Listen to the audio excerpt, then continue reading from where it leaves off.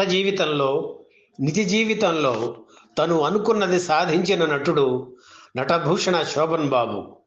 ఆనాటి అమ్మాయిల కలల రాకుమారుడు, అందాల నటుడు అన్న మాటను ఇంటి పేరుగా మార్చుకున్నారు.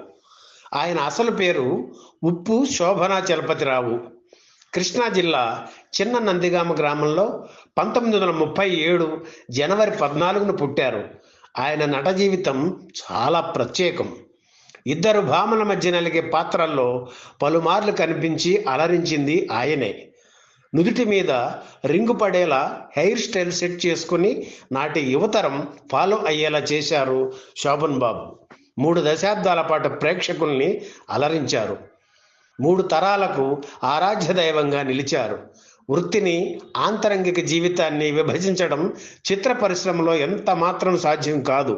కానీ తనకు మాత్రం సాధ్యమే అని నిరూపించారు శోభన్ బాబు. సాయంత్రం 6 గంటల తర్వాత పని చేయకపోవడం, ఆదివారాలు సెలవు తీసుకోవడం హీరోలలో ఆయనకే చెల్లింది. మొత్తం 226 చిత్రాల్లో నటించారు శోభన్ బాబు. 1996లో వచ్చిన హలో గురు ఆయన చివరి సినిమా. ఆ తర్వాత విగ్గు తీసేసి కెరీర్కు శాశ్వతంగా ప్యాకప్ చెప్పేశారు. తను ముందే చెప్పినట్లుగానే తన 60వ ఏటికి ఓ ఏడాది ముందుగానే రిటైర్ అయిపోయారు. ఆ తర్వాత నిర్మాతలు ఎన్నో ప్రలోభాలు పెట్టినా, బ్లాంకు చెక్కులు ఇవ్వజూపినా ఆయన లొంగలేదు, మాట మార్చి మడమ తిప్పలేదు. ఇన్ని చిత్రాల్లో నటించి అగ్ర హీరోల్లో ఒకరిగా వెలిగిన శోభన్ బాబు పారితోషికం విషయంలో చాలా ఖచ్చితంగా ఉండేవారని చెబుతారు. తన సంపాదనలో అధిక శాతం భూములు కొనడానికి వినియోగించారు.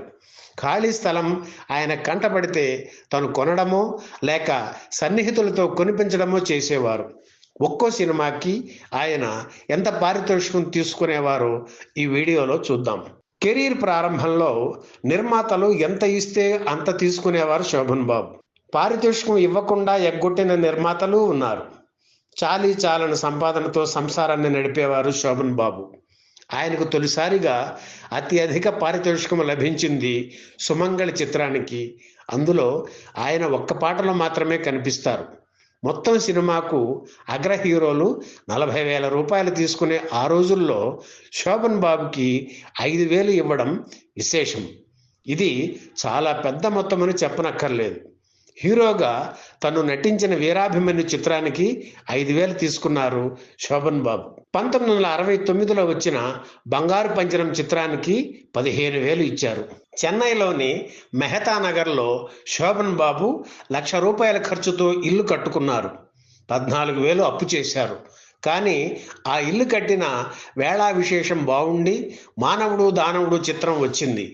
అంతవరకు 15,000 ఉన్న పారితోషికం అమాంతం పెరిగింది. విజయ సంస్థ నిర్మించిన తొలి కలర్ చిత్రం గంగా మంగా చిత్రానికి 1,00,000 రూపాయల పారితోషికంగా తీసుకున్నారు. విజయ సంస్థలో 1,00,000 రూపాయల పారితోషికం అందుకున్న తొలి హీరో శోభన్ బాబే. 1972లో జెమినీ సంస్థ నిర్మించిన కన్నవారి కలల చిత్రానికి పారితోషికం మరింత పెరిగింది. అప్పట్లో టాప్ హీరో ఎంత పారితోషికం తీసుకునేవారో అంత మొత్తం శోభన్ బాబుకి అడ్వాన్స్గా ఇచ్చి సంచలనం సృష్టించింది జెమినీ సంస్థ. అప్పటి నుంచి 1977 వరకు అత్యధిక పారితోషికం తీసుకునే హీరోగా శోభన్ బాబు ఎదిగారు. 1975లో బాబు చిత్రానికి 2.5 లక్షలు తీసుకున్నారు శోభన్ బాబు. 1976, 1977, 1978 సంవత్సరాల్లో శోభన్ బాబుకి కొన్ని ఫెయిల్యూర్స్ ఉన్నప్పటికీ తన పారితోషికం తగ్గించలేదు.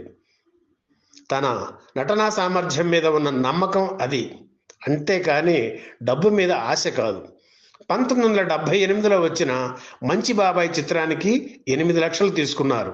తిరిగి మల్లెపువ్వు, రాధాకృష్ణ చిత్రాలతో మళ్ళీ తన రేంజ్ నిరూపించుకున్నారు. 1977 నుంచి 1982 వరకు ఎన్టీఆర్ అత్యధిక పారితోషికం అందుకున్నారు. ఆ తర్వాత 1983 నుంచి 87 వరకు 7 లక్షల రూపాయలు తీసుకుని సెకండ్ ప్లేస్లో నిలిచారు శోభన్ బాబు. 1987లో ఆయన తీసుకున్న అత్యధిక పారితోషికం 18 లక్షలు. ఆయన చివరిసారిగా తీసుకున్న అత్యధిక పారితోషికం 30 లక్షలు. ఈ వీడియో మీకు నచ్చితే లైక్ చేయండి, షేర్ చేయండి, వెంటనే సబ్స్క్రైబ్ కూడా చేయండి.